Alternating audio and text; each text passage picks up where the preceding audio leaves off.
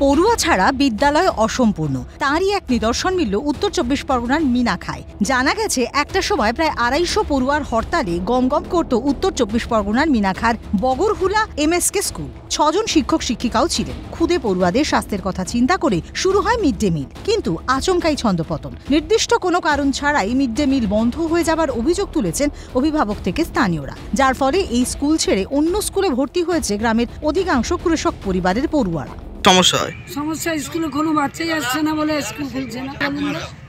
যে খবর গিয়ে না মিড ডে মিলে রান্না হচ্ছে না, কোনো কিছু না। একটা দুটো মাস্টার আছে, সে তারা বসে চলে যায়। আমরা চাই স্কুল খুলুক, বাচ্চারা পড়াশুনো করুক।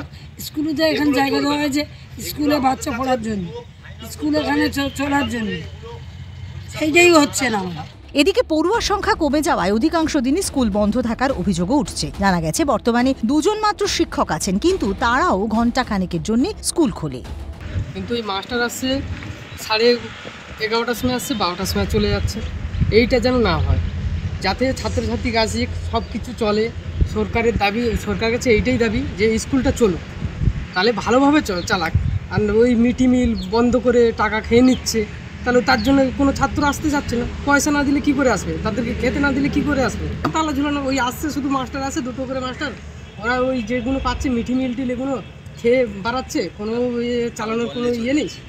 ব্যাস আসছে, ওই বেরিয়ে যাচ্ছে, কোনো নেই, কোনো দাবির দাবা নেই যে ছাত্রকে। যদিও সমস্ত অভিযোগ অস্বীকার করেন স্কুলের টিচার ইনচার্জ। না, বর্তমানে 50 জন ছাত্র এবং স্কুল তো নিয়মিত হয়, কিন্তু ছাত্রছাত্রী 50 জনের মধ্যে ওই 26 জন 28 জন এরকম উপস্থিত থাকে। ওরা আসে, স্কুল হয়। আমি আমার এসইও সাহেবকে বলে দিয়েছি, ওটার যারা শিক্ষক বা শিক্ষিকা আছেন ওনাদেরকে আমি একবার ডেকে পাঠাচ্ছি, কি কারণে কি হচ্ছে সেটা একবার আমি দেখে নিচ্ছি। গোটা বিষয়টি খতিয়ে দেখার আশ্বাস প্রধানের।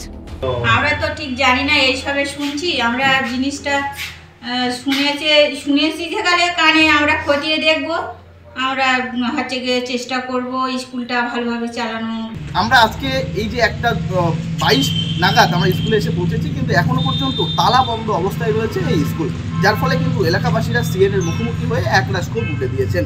বসিরহাট থেকে শামীম মোল্লা, ক্যালকাটা নিউজ।